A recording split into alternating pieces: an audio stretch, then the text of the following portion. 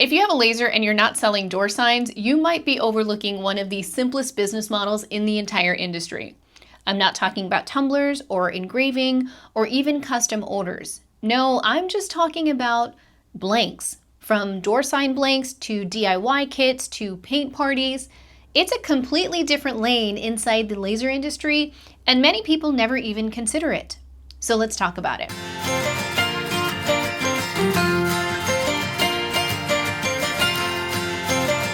Hey Maker, Emily here, otherwise known as That Mom with a Laser, and in today's video we're going to be talking about door signs. Yes, even something as adorable as my Easter Bunny nutcracker that I have right here. But before I paint it and assemble it and show you how I put it together, I want to talk a little bit about the business model behind it. Because when most people get a laser, they instantly think about personalization, custom orders, and engraving.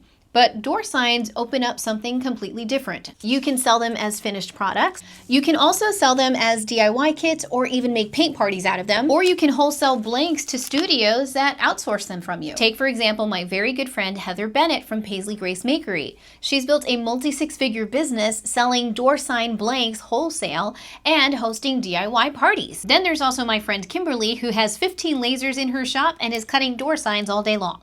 This is a very real lane in the laser world, and while it's not the business model that I have built my laser business on, I have deep respect for it and think that it's something that a lot of laser makers should at least understand and possibly consider for themselves. One of the things that's so attractive about this business model is that it's less about customization and more about simplifying your production process. So, as I go through this video and as I show you how I'm going to paint this guy, I want you to look at this video through two angles. One, as if you were providing a finished product, and two, as if you were teaching somebody how to make this themselves. Because another part of this business model isn't just about cutting the blank, but it's about creating an experience. So are you ready? Let's go. All right, so we have cut out our door hanger. We have the score lines that are going to be our guides to let us know where we want to paint our colors.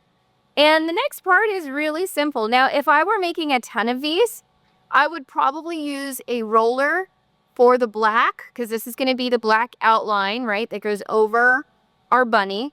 And I would use a white layer, and I would probably do a roller on all of that. But if it's just a one-time project, then I think using sponges and, paintbrushes like these are fine, and they will suffice. So for the colors, I always tend to gravitate towards pastels. I've got light lavender, soft apple,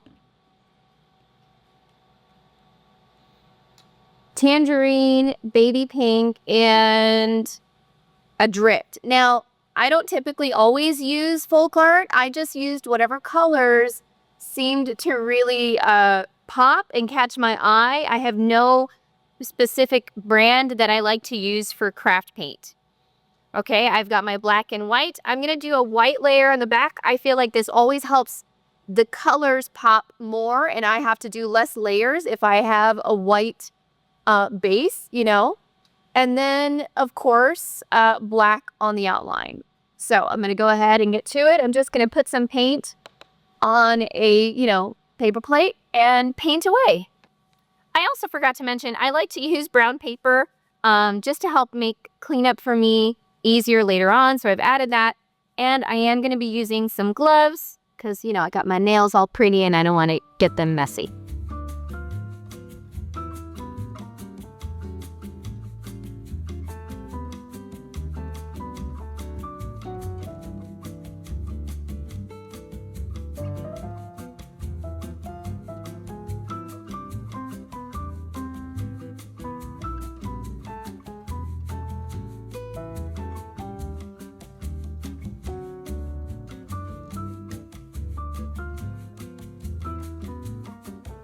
All right, so I have done my base coat, and I'm kind of sloppy with this because, again, it's the base coat. I will let it dry, and I will lightly sand it. I like to lightly sand in between my paint layers, but I am going to make sure that I put a little more paint on the areas where his ears are going to show, like where I actually need white paint. I'm going to do that a little smoother. That way it's, more pronounced, and I don't have to worry about that later. I'm using 220 grit.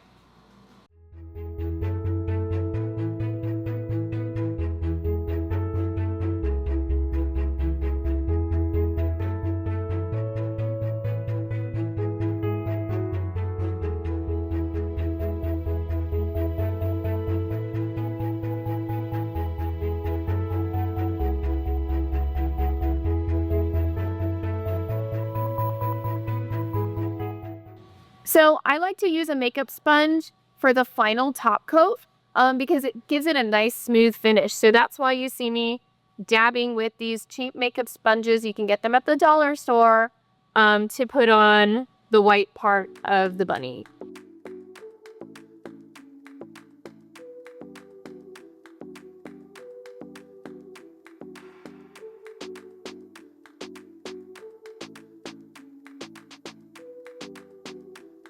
So I just wanted to stop and show you something interesting. So this is Columbia maple from Home Depot. And this is something you can run into if you're not using, for example, MDF that has an MDF core, so you don't run into these issues. See how there's almost like a hole inside the plywood and it's creating, you know, you can see.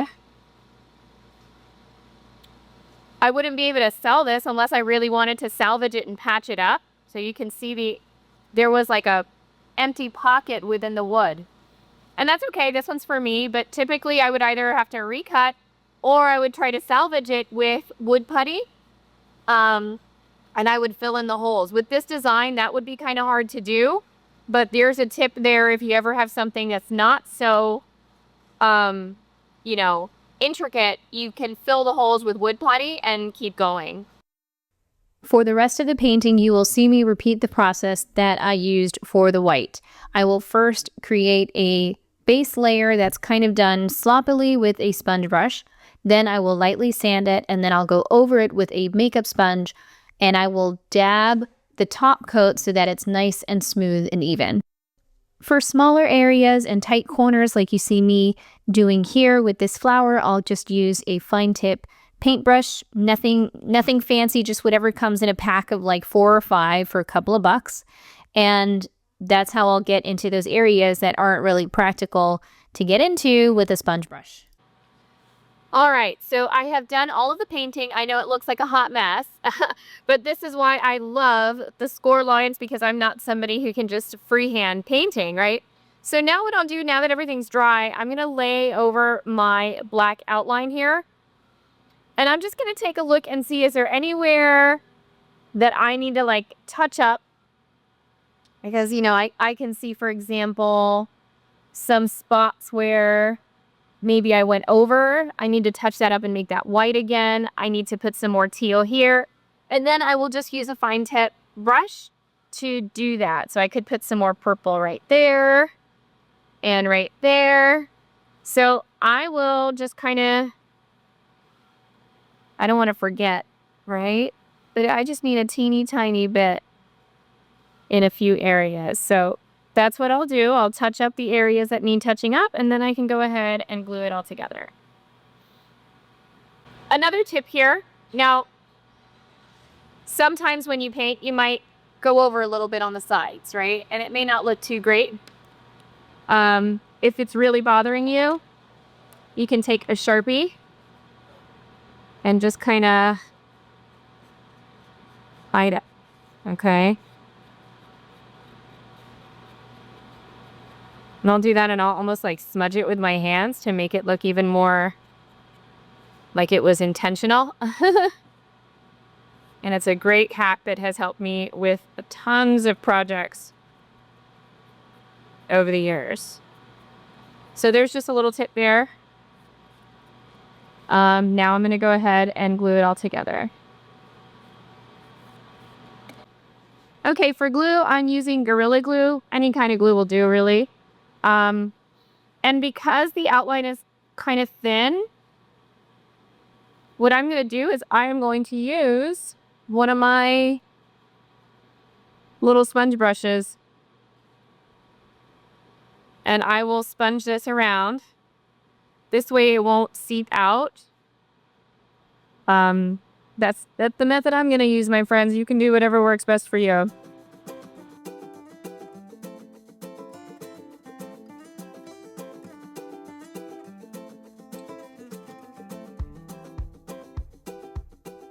Now while those dry, actually I'm gonna go ahead and take this little guy here and I'm gonna add some cheeks.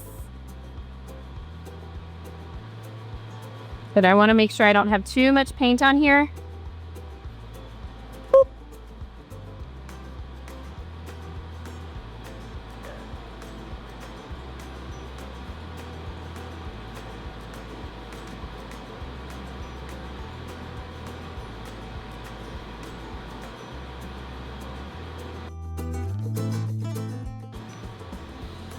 And I can go ahead and glue these guys on.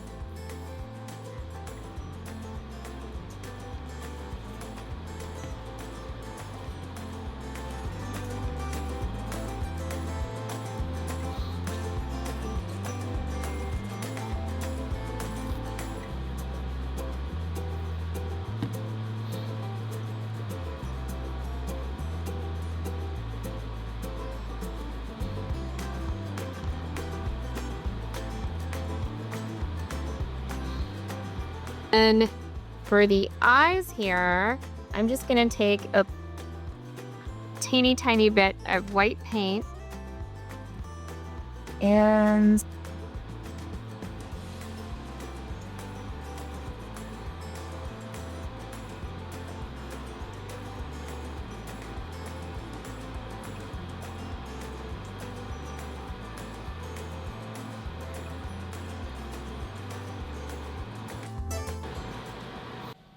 all right, well, everything's dried. I did use these little clamps that I have from the dollar store to keep it all together while it dries.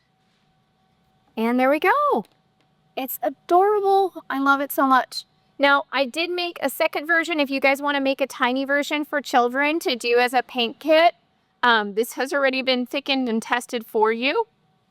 But there's that. And then here you go. So I hope you guys love it and enjoy.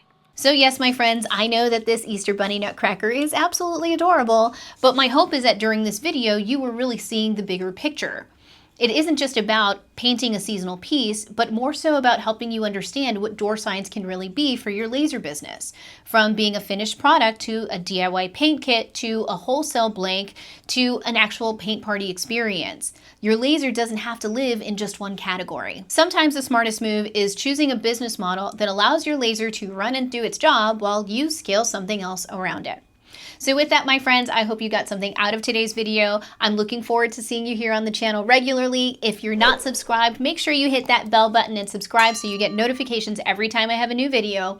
And with that, I am wishing you every success in your laser journey, and I look forward to seeing you here soon over on That Mom with a Laser. Bye, guys.